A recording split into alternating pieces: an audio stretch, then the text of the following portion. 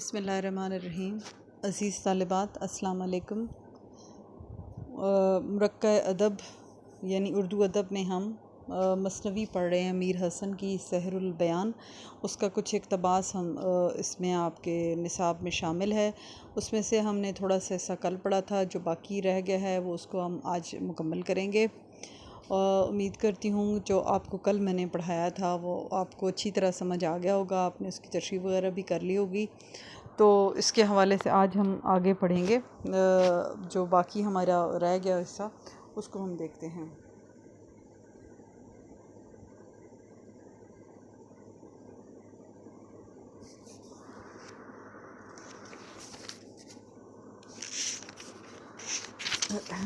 बनी संगे मरमर की चौपट की नहर, गई चार सू उसके पानी की लहर।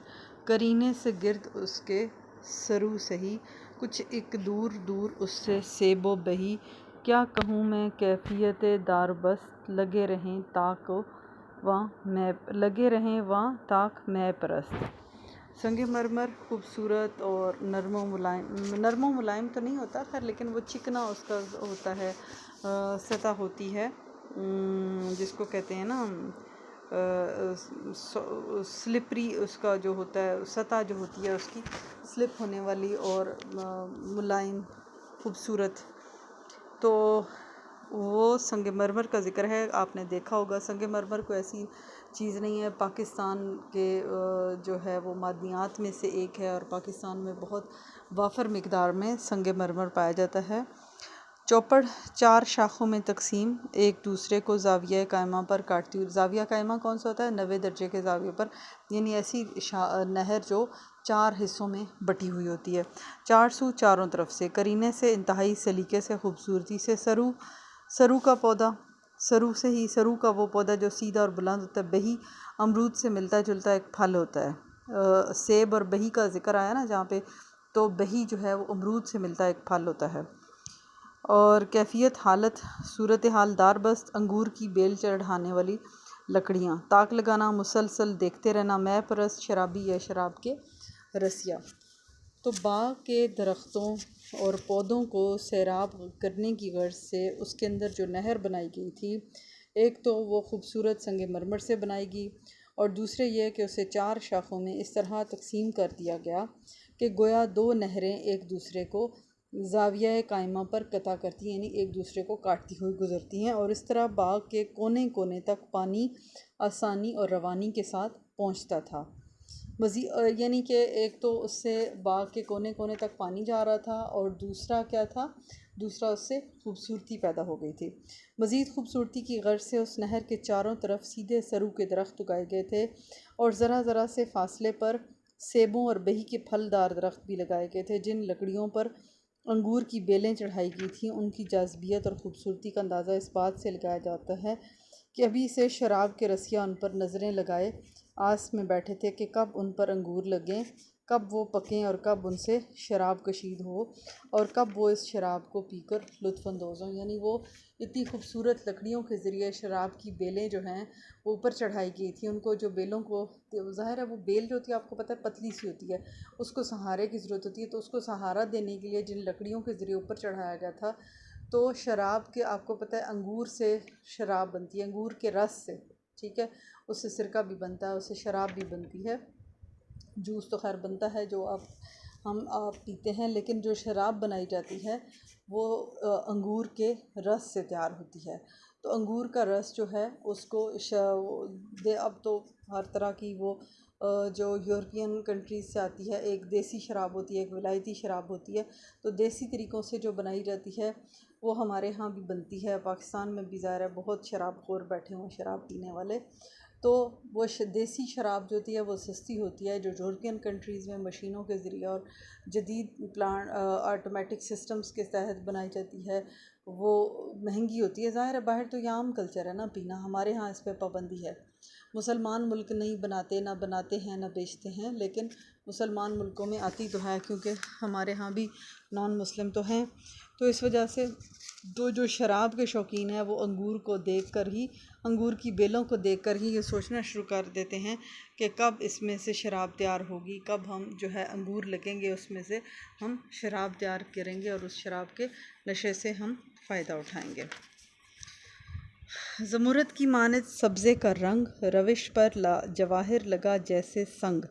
रविश कहते हैं क्यारियों को। ज़मुरद कीमती सब्ज़ रंग का कीमती पत्थर होता है और जो सब्ज़ा है उगा हुआ वहाँ पे बाग के अंदर, वो ऐसे लगता है कि कीमती मोतियों से बना फ़र्श है।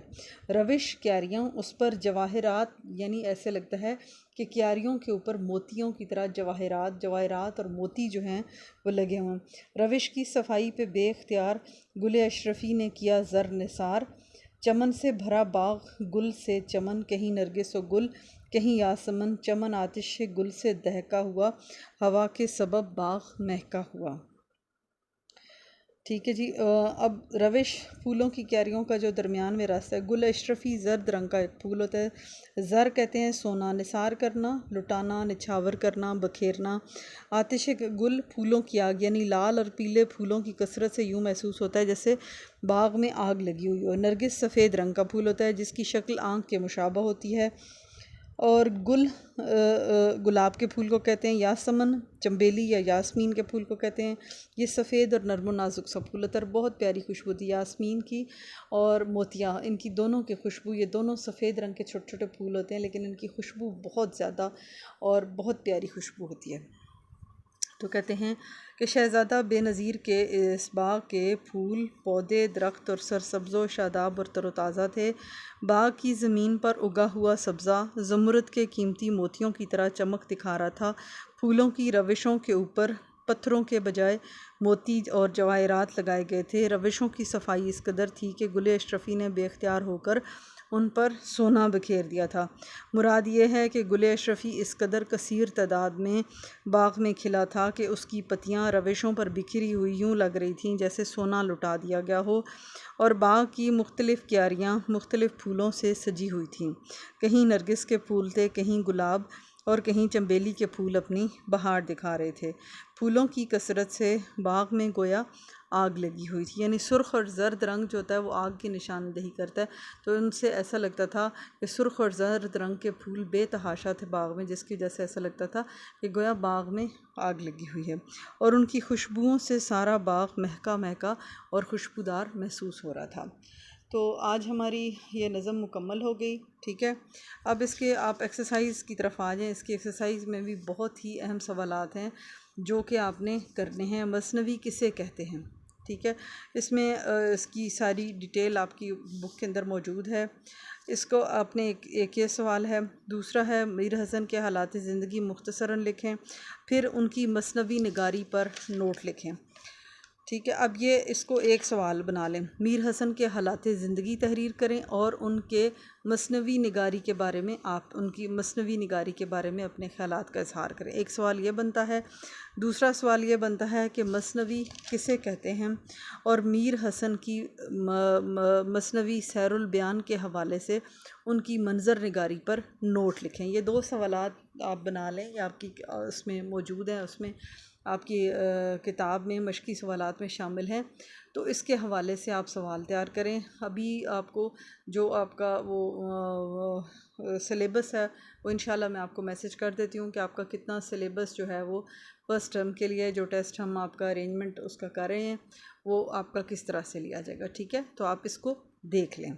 इसमें आज ये मुकम्मल होगी है, कल इंशाल्लाह हम वो पढ़ेंगे, लेकिन वो उसको हम शायद शामिल ना करें, मसनवी गुलज़ार नसीम को। वो मैं आपको पढ़ा दूँगी लेकिन हो सकता है उसको हम सिलेबस में शामिल ना करें। 3 असबाक हमने पहले पढ़े हैं और हिस्सा नस्म हम पूरा इंशाल्लाह मुकम्मल कर लेंगे। ठीक है, तो बस आज के लिए इतना काफ़ी है। इसको आप अच्छी तरह से इसकी तशरीह और इसके जो सवालात मैंने अभी आपको बताए हैं वो आपने मुकम्मल करने हैं। ठीक है।